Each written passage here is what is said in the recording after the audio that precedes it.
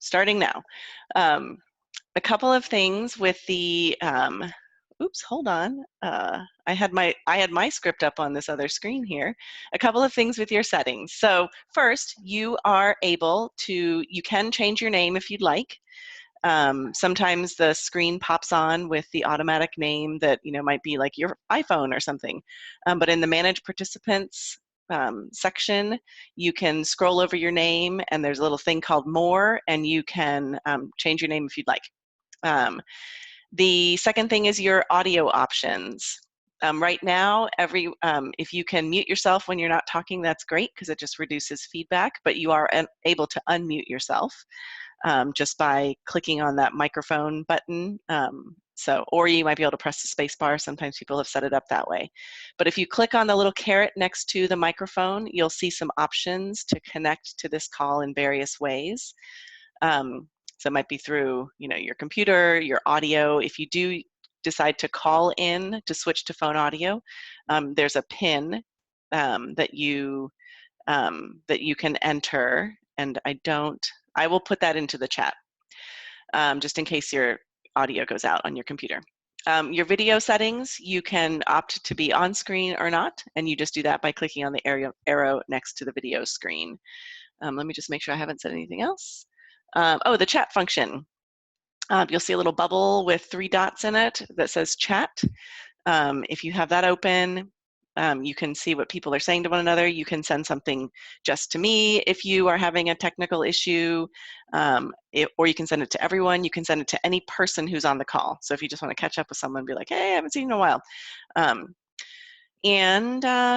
That's what we've got for technical information. If you have any questions, please, again, send me a chat and I will respond to you directly. And I'll post in the pin in just a moment in the chat box. Okay?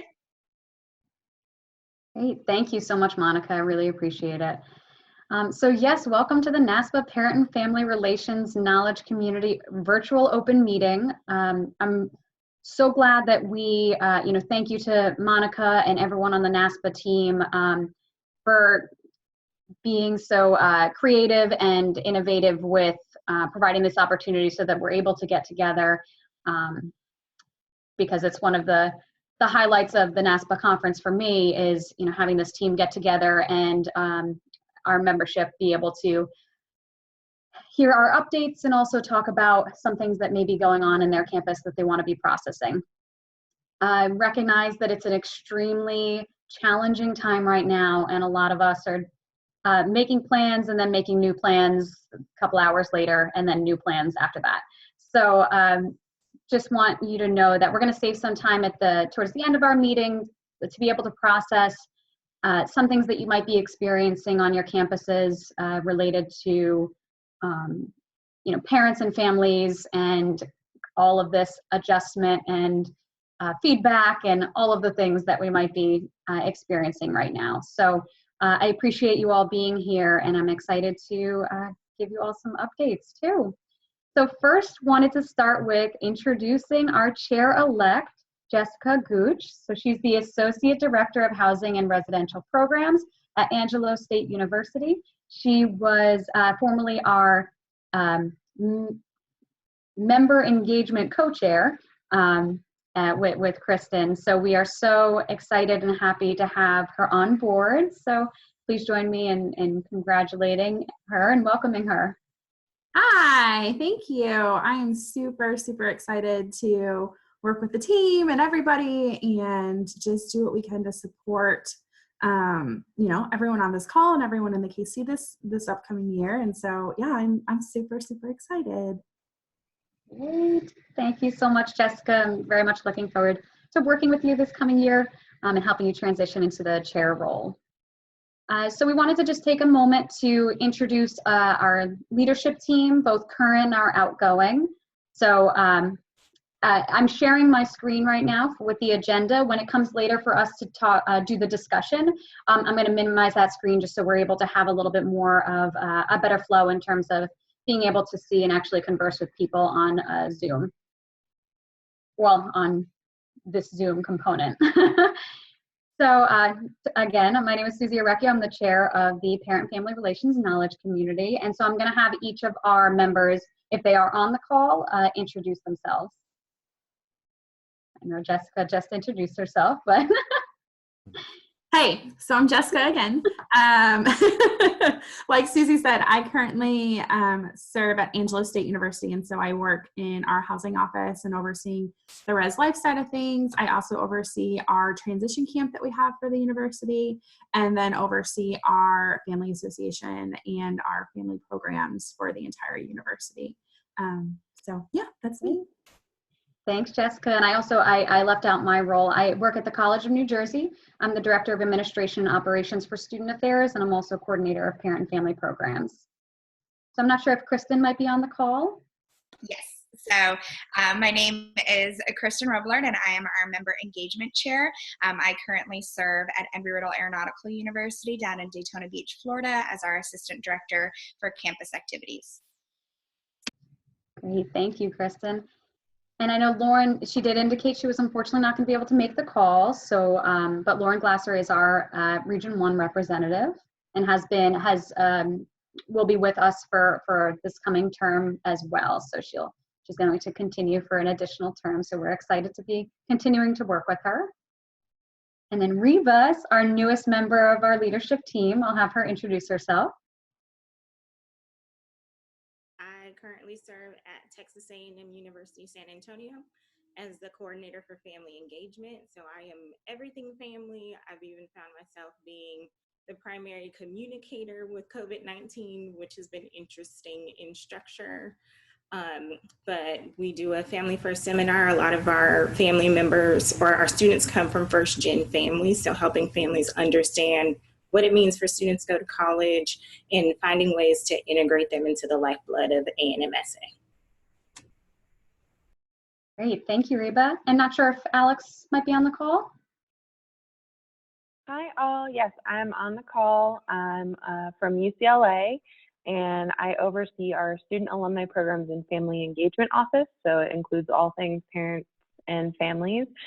Similar to Reba, we're also sort of the central hub for sending out information about COVID to our families, but also I'm doing a lot of collection of the feedback, both positive and negative, that we're getting to our administration to ensure that all folks are being heard and considered as these decisions are continually made. And I've been with the KC, I think, almost 5 years or so.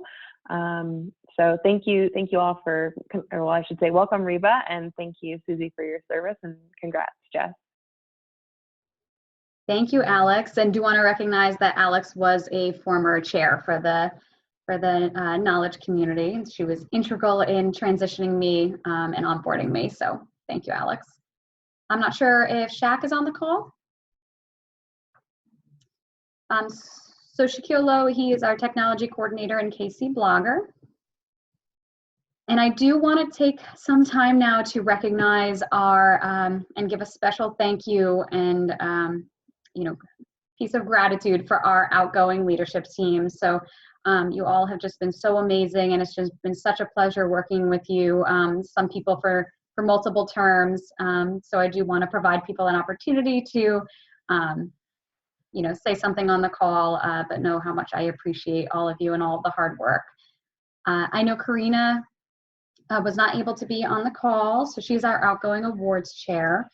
So momentarily I'll be presenting the awards on her behalf, but she has just led our awards process in such a way that's just been so appreciated, and yeah, she's been amazing, so we're going to miss her. And I'm not sure if Hing is on the call. Hey everyone, this is Hing Potter. I'm at John Jay College of Criminal Justice in New York, and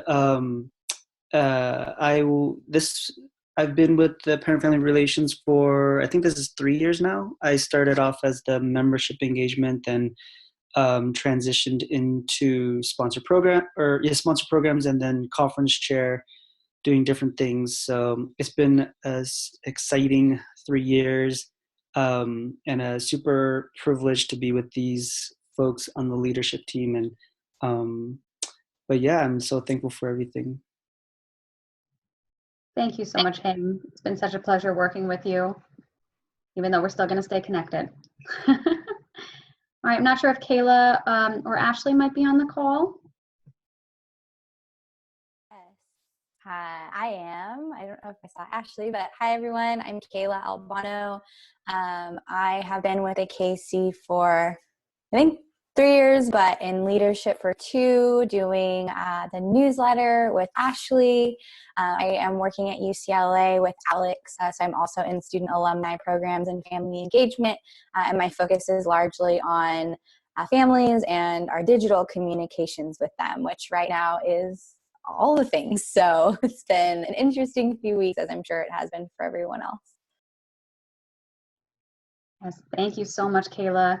And I believe that Ashley is on the call.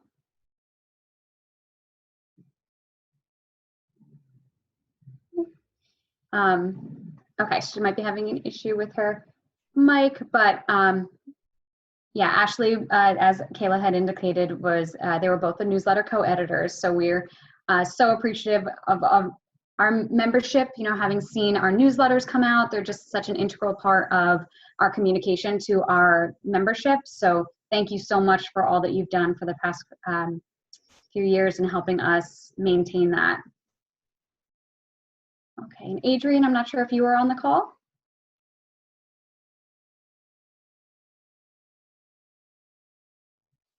Okay, so Adrienne Kravitz was our Region 2 representative, so she will be rolling off, and she has been with the knowledge community for some time. And again, very appreciative of her work. And Gabby, I believe I did see you on the call. Yes, I'm here. My name is Gabrielle Garrison, and I work for the University of Kansas and just finished my term as the Region 4 West representative. Thank you so much, Gabby. And Gabby was incredibly helpful as well in helping us recruit for our KC publication this past year, and was also on our the chair nominations committee. So Gabby, thank you for everything that you've done for the KC. Of course, thank you. Okay, so wanted to take some time just to go over some of our open positions. I know we have a number of members here from the KC, and just want to highlight what a great opportunity it is to be a part of a leadership team within a knowledge community. And I might be biased, I do think it's great to be part of our knowledge community leadership team, but it's really fantastic, not necessarily for someone who has their hands fully in parent and family programs. You know, so many positions across our institution have, you know, they indirectly work with parents and families in so many different ways. You know, whether you are a full-time staff member or you're a graduate student, these are all really fantastic opportunities to be networking and connecting and just gaining some further experience and being able to work with people across the entire nation. So we do have a number of positions open. We have our awards chair, newsletter co-editors, Region 2 representative, Region 4 East, 4 West, 5, and 6. So if anyone is interested in any of the positions, please do not hesitate to reach out to me or reach out to Jessica, and I can point you in the right direction in terms of you know, how to put your name in for that and how to apply. But we would love to have you part of our team. All right, so I'm going to transition into the recognition of our award recipients. So again, thank you so much to Karina, even though she is not here, for all of her hard work in coordinating the nominations and preparing all of this information for our award recipients. So I'm going to be referring to the script that she had prepared. We're honored to share with you the recipients of the following awards for the Parent Family Relations Knowledge Community. We have our Outstanding Institutional Program Award, our Outstanding Contribution to Research and/or Literature, and our Outstanding Professional. So parent-family programs and research surrounding it is relatively new in higher education, even though parents and families have always had some form of involvement in the student's educational journey. So it pleases me and the parent-family relations knowledge community to talk about professionals who are making an impact in this field of education. We received 16 nominations for the awards that I will be presenting. We thank everyone who contributed their time and effort to nominate a close colleague and describe in detail the great work that they are doing.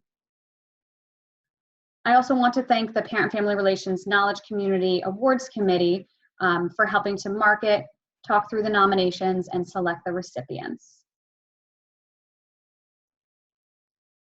Okay, so we are going to start with the Outstanding Institutional Initiative Award. So this award recognizes an institution of higher education for achievements in the field of parent-family programs in recognition of an innovative program, improved activity or activities, outstanding assessment, promising practices, and or enhanced services or communication with parents and families of undergraduate students. Nominated programs must demonstrate a significant impact on the parent population and or promote campus parent engagement with consideration to serving parents and families of current students. For example, first generation, non-English speaking, out of state, international sophomores, etc. This year's recipient is the University of South Carolina Office of Parent and Family Programs for their mobile app. Nominated by Skylar Pritchard, the coordinator of communication and engagement. She says that this is a 24/7 digital resource that provides a direct informational connection from our office to families of university students. Families are encouraged to download the app through promotions, via admissions, recruitment events, new student orientation, social media, the monthly Parents Association e-newsletter, and other events leading up to Family Weekend. This is your in your pocket guide, which contains direct links to university resources such as emergency communication, faculty staff directory, and campus map. The Conversation Kickstarters blog provides insider information for families to support their student in various areas of life on campus. Please join me in congratulating the University of South Carolina's Office of Parent and Family Programs for this innovative tool accessible to many families with, and I'm not sure if anyone might be on the call who is accepting this award, so please, if you are, feel free to speak up.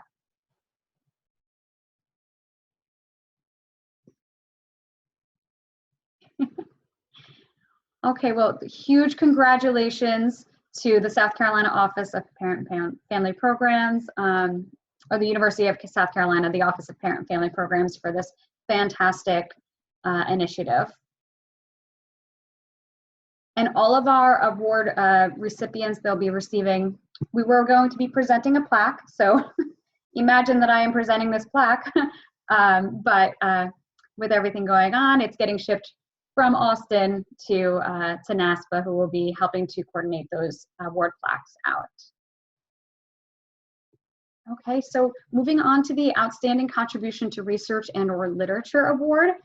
This award recognizes an outstanding contribution to the field of higher education and the engagement of parent and family population through research, scholarly article, digital, printed, published work, or nationally recognized digital publication. Nominated by Dr. Kathy Adams Reister, Associate Vice Provost for Student Affairs and Executive Associate Dean of Students at Indiana University. She acknowledged the work of Judy Kayama, Cassandra Harper, and Hao Zhu, who published Parents and Families of First Generation College Students Experience Their Own College Transition. Let me read it off here. Parents and families of first generation college students experience and their own college transition. Make sure I got that right. And proceed by saying, they demonstrate how engagement with families of first generation, low income, and students of color can lead to inclusive paradigms of student success. They offer a new conceptual framework for parental engagement, the model of parent characteristics, engagement, and support, that offers institutions an alternative way to view the engagement that families of first generation, low income, and students of color provide but that might be missed by the institution.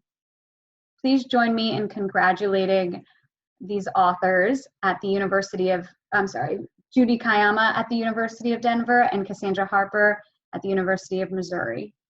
I'm not sure if either of you or the nominator might be on the call.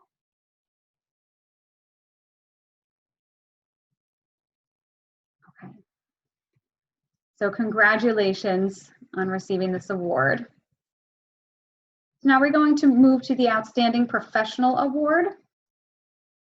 This award recognizes a professional or graduate assistant or graduate student who has made significant impact on the profession of families in higher education.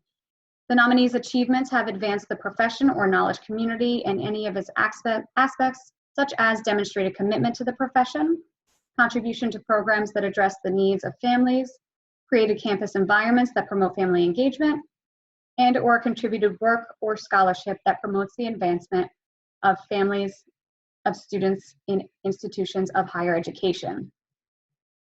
Nominated by Alex Brown, the Senior Director for Parent and Family Programs at UCLA, even though I think that your title's a little bit different now, Alex. Kayla is described as being steadfast in learning as much as she can and providing a high quality experience for UCLA families in her first year in the position. One of the first projects she was tasked to lead was the development of Bruin Family Insights, BFI.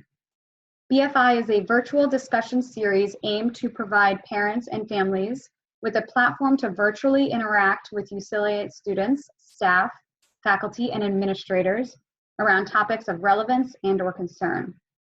Kayla drove into the effort of developing a suite of materials from lists of potential topics and panelists to internal and external communication timelines. Please join me in congratulating Kayla Albano, Assistant Director for Parent and Family Programs at UCLA, as this year's recipient of the Outstanding Professional Award. So I don't know if Alex, you might be, if you wanted to say anything, or Kayla, if you wanted to say anything on your behalf. Alex. I think Kayla's, oh, there you are, Kayla, good. Her computer crashed like right before this was happening. Oh no. But I'm back, I got it. Yeah. Alex, were you going to Congratulations. I just want to say congratulations. And, you know, Kayla is super deserving. She is, as I mentioned, steadfast and, you know, taking whatever is thrown at her. And I think even in this situation of COVID, I do appreciate your partnership in managing all of our families' questions, concerns, and complaints. So thank you. Well, thank you for nominating me, and thank you all for being here to celebrate in this e-meeting space. Oh, so close. Well, while she's frozen like that, here's your award plaque, which will be coming from NASPA in a little bit of time. So congratulations, Kayla. Okay. So now I just wanted to transition to speaking a little bit about the past year's accomplishments of the KC, along with talking about some of our 2020 knowledge community goals.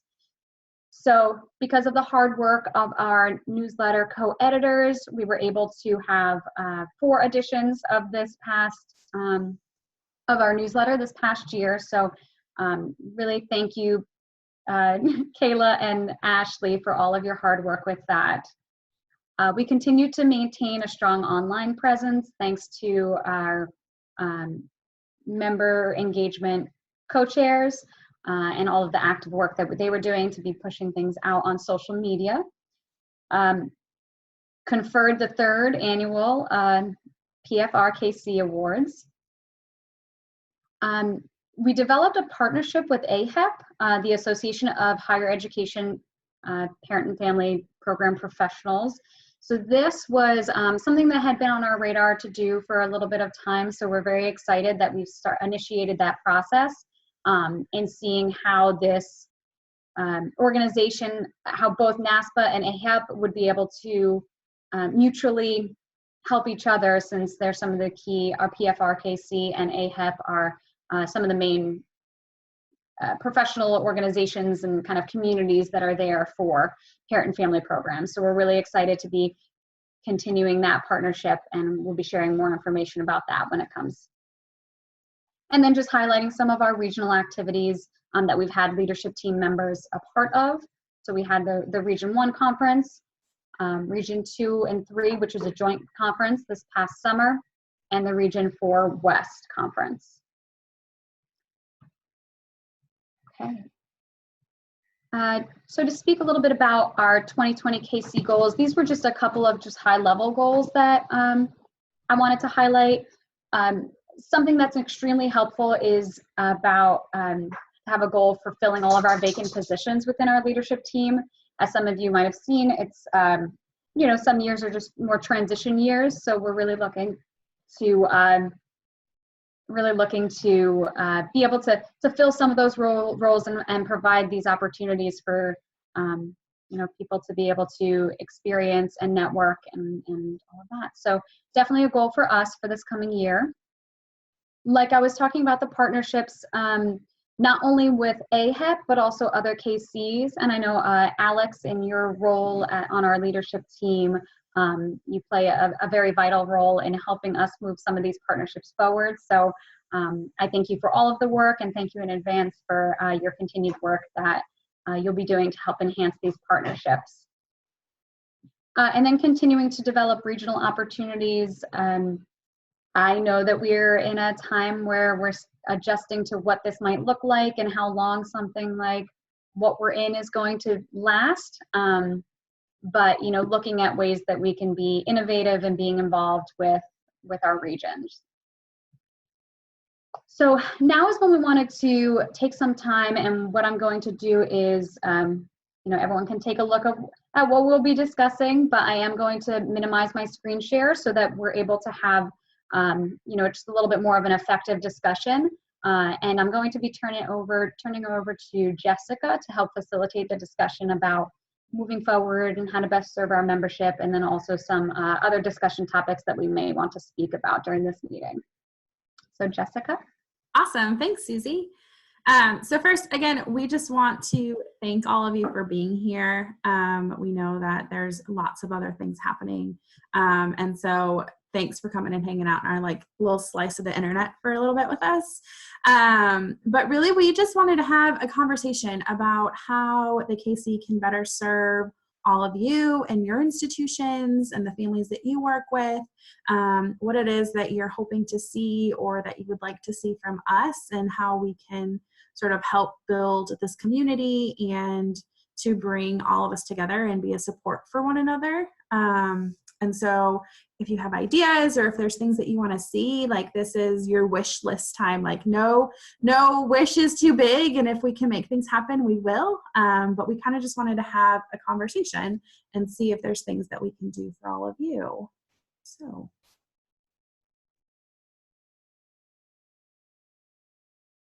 Anyone?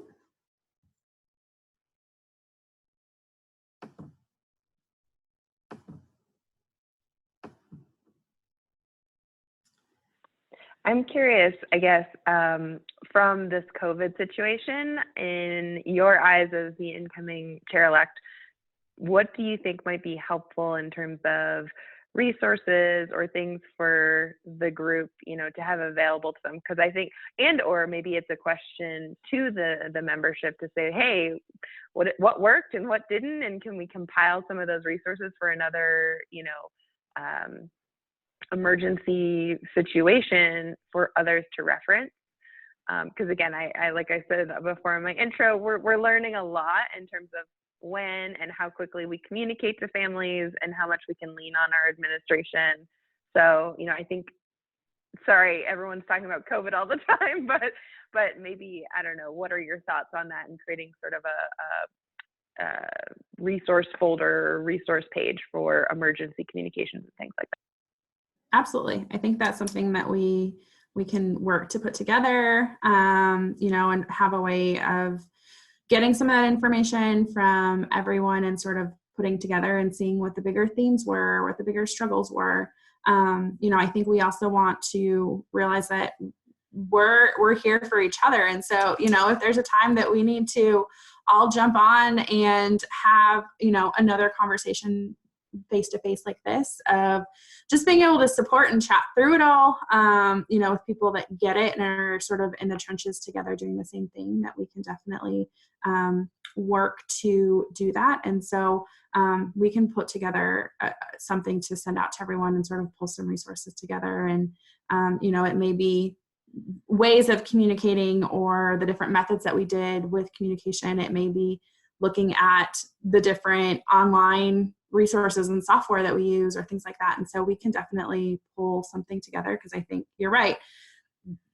There's not, you know, next week it's probably not going to be done. Hopefully we're in it for the short run and not the long run.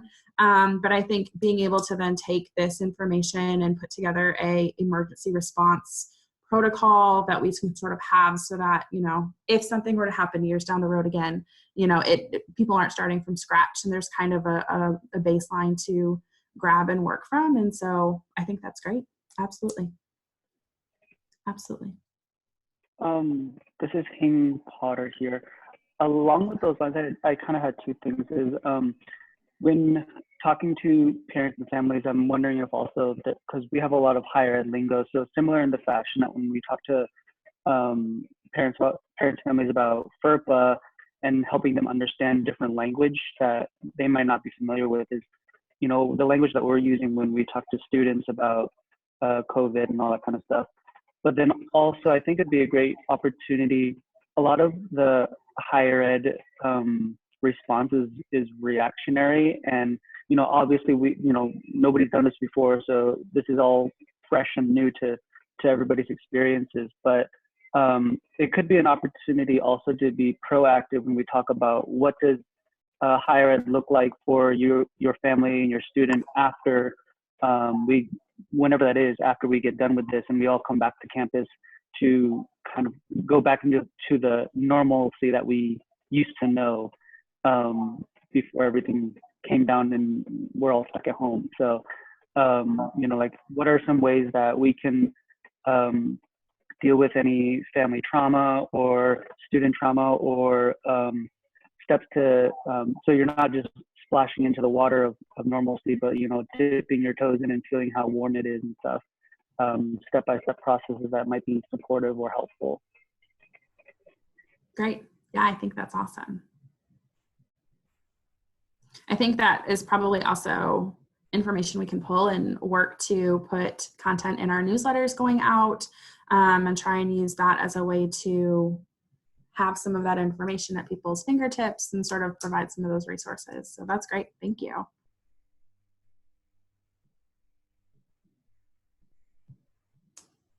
Talking about newsletters, are there topics or different areas that all of you would like to see in those newsletters that would be helpful for you in your positions?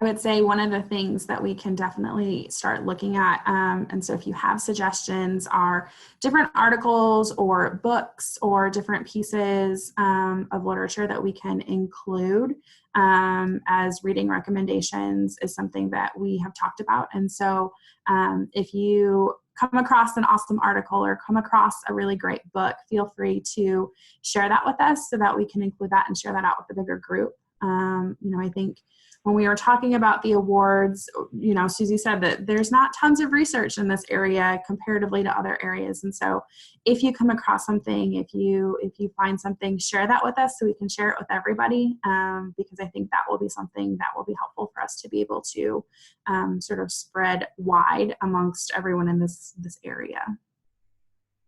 And Jessica, so Alex had put a suggestion in the chat about maybe if we can develop some kind of a survey or open question type of response where we might be able to put that out to our knowledge community and be able to collect some of that information. And then we can kind of be the venue to be reporting out on some of the strategies and research and things like that that people are finding. So thanks Alex for that suggestion, and Jessica, we can chat about that a little bit more later. We do have a couple of things in the chat, so I just do want to read those out. So there is a question about, is there a way to engage international student and scholars, parents, and guardians? Given the fact that things are moving online right now, this may be a great time to integrate them too. Just because they cannot physically come to campus, I feel we shouldn't exclude them. Any thoughts? So,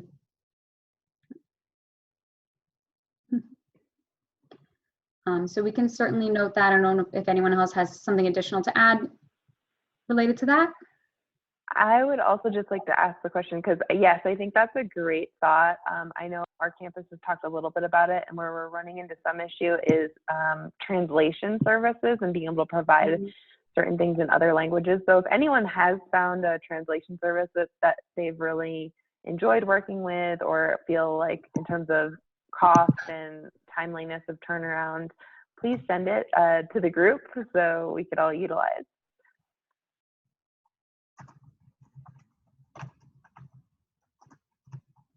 Great, thank you, Alex. There's also a couple of things about CAS review related info and tips. So that's something that we will definitely know. And then Hing, you had mentioned at John Jay, our student transition program that deals partly with parents and families, did this work, and we could look into sharing this as a model. So maybe Hing, we will be in touch. So, but thank you, and Kevin, thank you for that original note about the CAS review. So we will put that down. Other thoughts, and feel free if it's more comfortable and you want to send it in the chat, that's fine. But any other thoughts regarding things that you'd really like to see in the newsletter?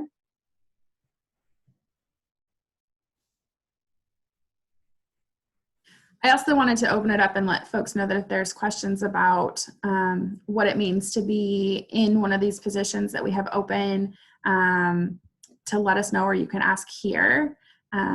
It's not a huge time commitment, and so it's not something that we would be asking for hours upon hours every single week of work-wise. And so if you have questions about those positions, let us know and we can answer those. And then we have some folks that are stepping out of those positions on the call too that could also share some of their thoughts. And so if you have questions about that, we would love to chat that too. Great. And we did have another response, Gaurav, when what we are doing on our campus, and this was related to the international students, what we're doing on our campus sometimes is resorting to international students themselves on a volunteer basis for translation until we find a translation service. So thank you for that.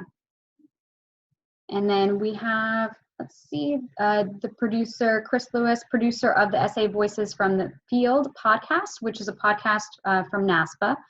We'll be having a new session soon, and as a part of this, I will be doing a segment called KC Corner, where I try to bring in some of the great things that KCs are doing this year. Oh, if you have things you want to share. Okay, so that might have just been, that was to me privately. So again, we're all adjusting to this, this new work normal. So clearly I'm still getting adjusted to the chat. So yes, Chris, I will be in touch. Thank you for messaging me privately. And it looks like Reba actually sent a link for translation. So if everyone, feel free to take a look at that. Thank you so much, Reba, for sharing. Okay. And Chris Lewis said no problem for privately chatting me. So, so Jessica, if you wanted to continue, if there's any other suggestions, feel free to put them in the chat or say them. But I know we were going to, if there's other things people wanted to talk about related to everything going on campus, the responses that you're getting, just processing some of that, we wanted to provide a space for that as well.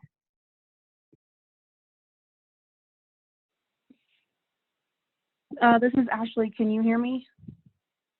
Maybe. Okay, cool. Yeah. I just switched over to my phone.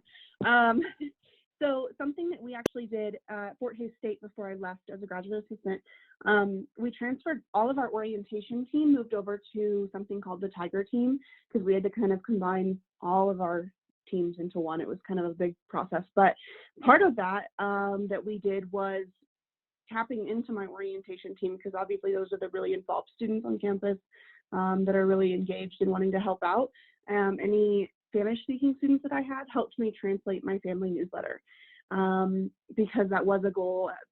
Looking to become a Hispanic serving institution was to have that in Spanish as well. So that's an option if you do have your orientation team, if you have any international students that could translate.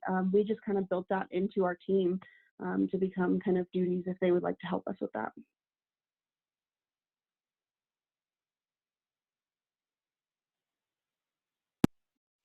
Thank you so much, Ashley.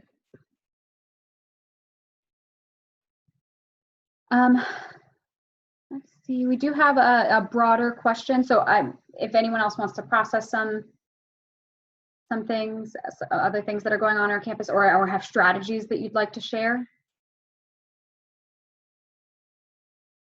This is Reba.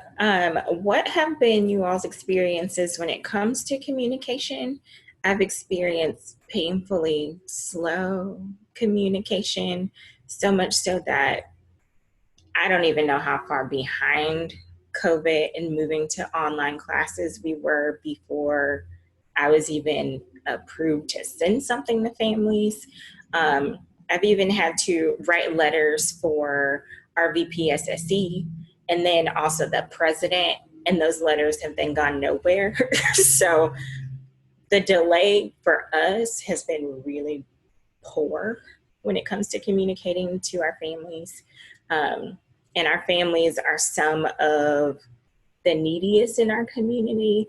So it's painful for me to do in my position, but it's been my experience during this transition process. Hey, this is Kim from University of Alabama. What I have found is that if I am just resending the messages that have gone to the student body, then it does not have to go through a separate approval process.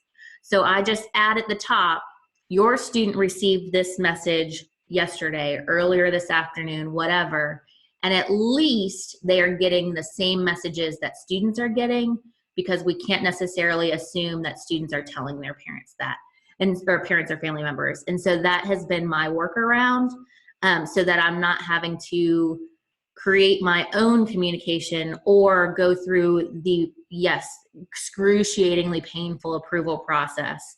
But it's already been approved, and so I can just copy and paste and hit send. We eventually got to that point, but it was very much there needs to be a letter for this, or I would even be sent things, because one of our leaders is a parent from another institution that's much larger, much more established than we are, longer history.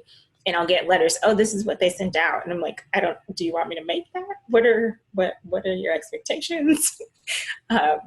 But we did get to a point where if the president put it out to the students and that's online in a public sphere, we can then push it back out to our families as an informational piece. But we use the campus ESP platform, and my VPSSE is very protective of that because our president is very family centered, but they're also holding up the process of communicating to family. First and foremost, I wanted to apologize, Kim. I didn't put you on the list for our outgoing leadership team, so I am so sorry. Kim Starrett, she is one of our outgoing region representatives. So I apologize for that, Kim. I'm so thankful for all the work that you have done. No problem. I'm happy to have done it. And Reba, to comment about what TCNJ was doing in the past, we did develop our own messages where, we would take this message and really focus it on how do we make this so that it is directed towards parents. And with all of this communication going out, once we transitioned to us basically forwarding the message that was sent to the campus community and just indicating below is a message that was sent to the campus community, paste. That has at least made my life a lot easier because they have spent all that time wordsmithing that. So why double work what has already, already so much work has gone into. So I have found that very helpful. I will also add, it's not helpful right now, but once we have a time to sort of breathe and this is over, something that we did after we had some issues a couple years ago is that we got all the stakeholders in a room and sort of talked through what an emergency community response looked like, and sort of set some ground rules and some game plans so that when stuff did start to happen, we kind of had that starting point, and we all had some good conversations when there was not a deadline or, somebody breathing down our neck to make things happen. It was more in a relaxed setting and, really looking at what worked last time, what didn't work well, how can we set things up better for the future. And so again, that's not super helpful in the moment right now, but hopefully come, August or sooner, it may be something to be able to put on people's agendas and sort of see if you can get sort of all those components in a room and have that conversation. I echo that, Jess.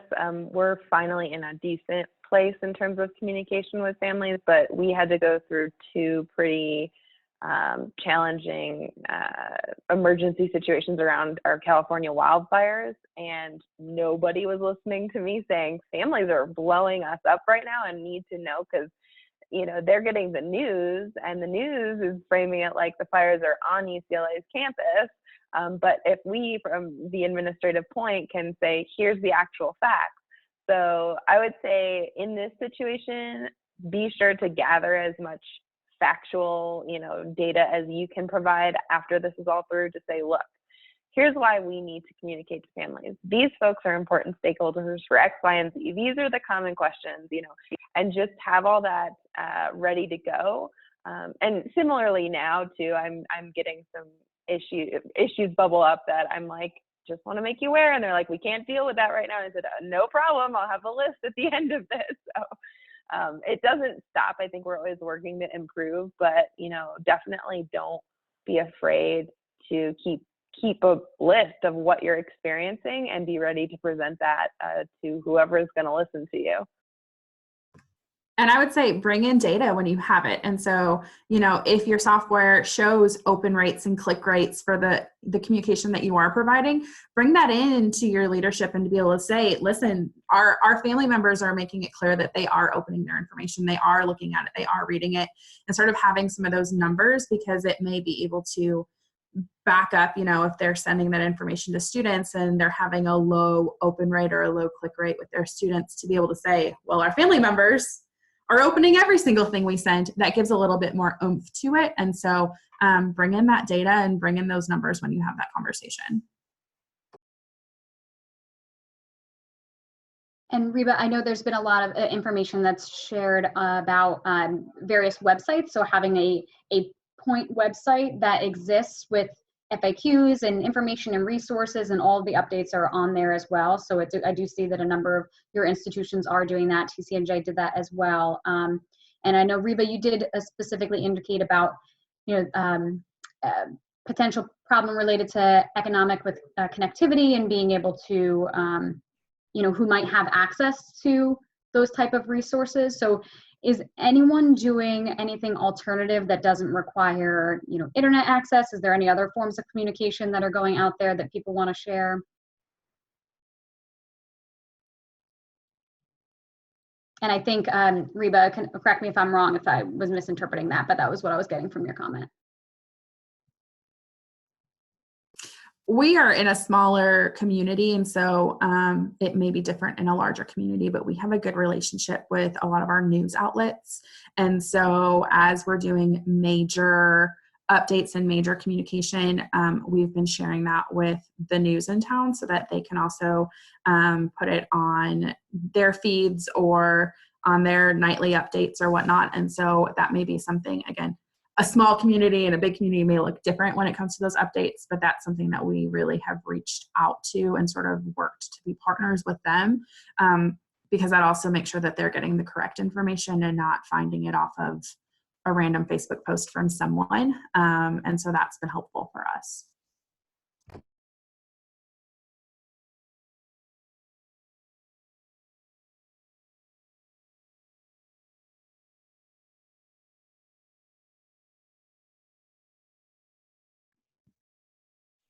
Okay. Any other things, related around this topic that people want to discuss at the moment? I'm mindful, we've got less than 10 minutes left, so I'm mindful of our time.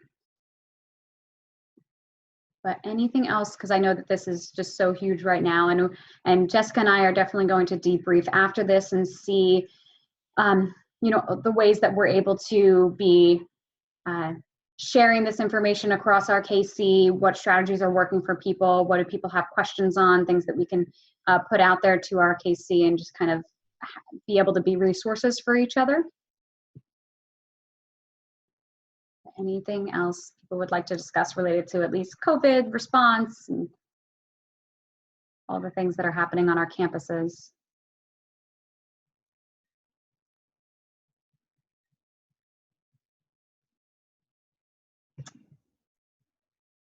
Okay. And I know we have some people who are interested in sharing some information. So if you have information you want to share before we get something more formal created, please just feel free to email myself or email Jessica, and we can start collecting that information.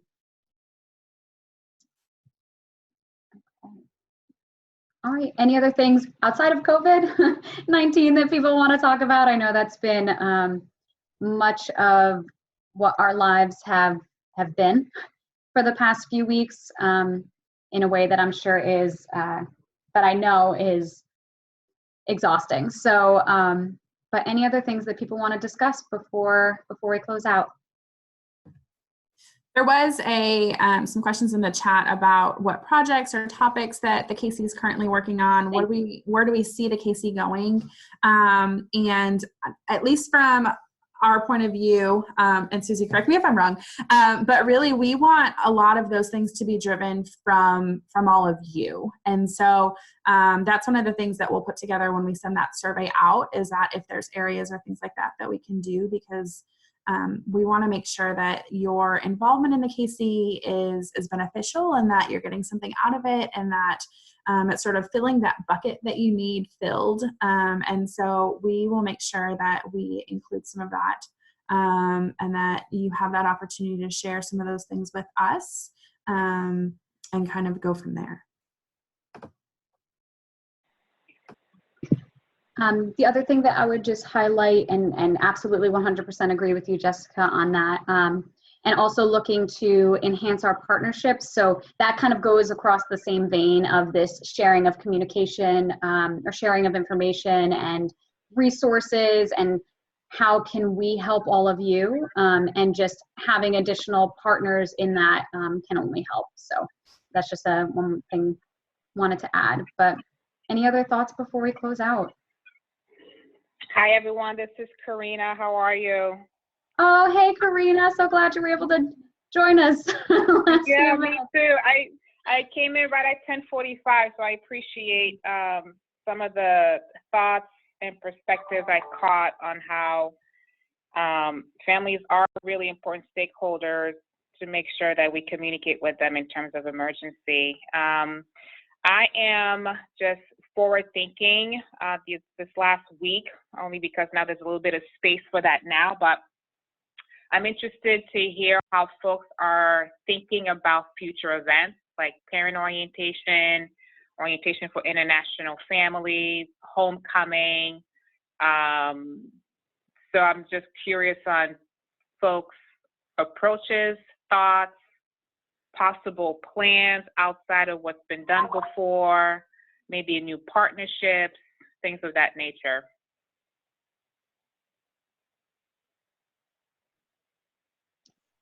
I know for us, it seems like it's been very hard to get outside of just in this moment, kind of X amount of time out. And then that's like the capacity that I feel like we've been operating under, where, this is where we're going to plan till. Okay, so once we get a little bit further, okay, now this is what we're going to plan to. So we haven't really discussed fall events yet, but I know that at some point we're going to have to, especially if this continues. But not sure if anyone else has any other strategies or any other things that they've been doing related to talking about these events that are a little bit further out.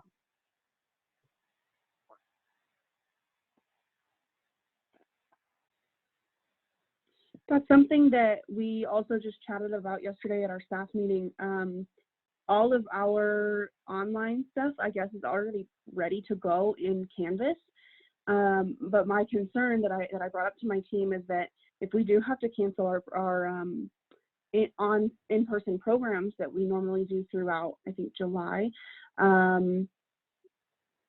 my concern is that our students aren't getting that engagement. They are just really gonna get online for 2 hours and sit on a Canvas shell. And even then, we can't let them into the Canvas shell until they have one course in their schedule. So it's just a big kind of mix up. And then how do we even bring families into that? We've talked about, do we do some sort of a Zoom anything that families can jump into, or is it just sending them kind of groupings of information? And we are very broke. So looking at low cost, how do we use something besides Canvas, but making it a low cost, because a lot of those apps and fun, fancy things that students are visually helpful are very expensive. Mm-hmm.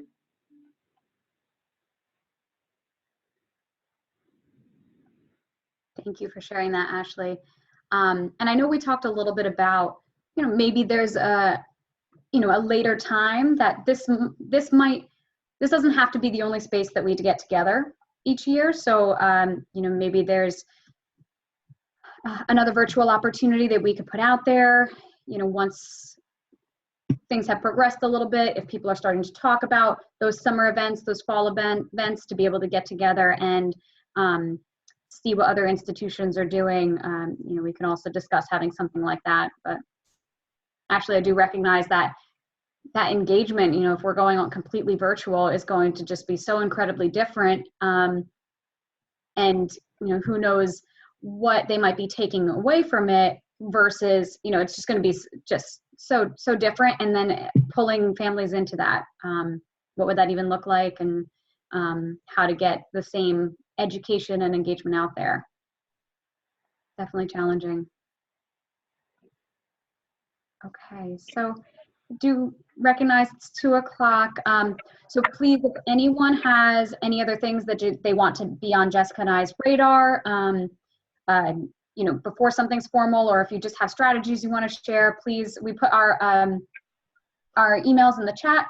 So, but you could also find them all on the NASPA website as well. So just thank you all so much for being here. We appreciate your engagement and all of the hard work that you are all doing across all of your institutions, and just recognize that it's a really challenging time, and know that you're appreciated. So thank you so much for being here, and we will talk to you soon. Be in touch.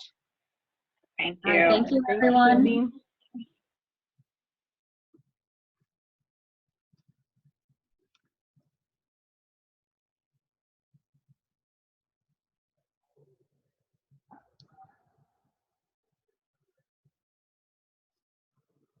Congratulations on a great meeting. Thank you. I'm going to email you the Yeah, I was realizing when I was taking notes on this screen, and I had the chat, I was like, copy. And I was like, nope, that's not how it works when you have 2 different laptops. Yeah, so that's weird. Hold on, let me try this again. Copy.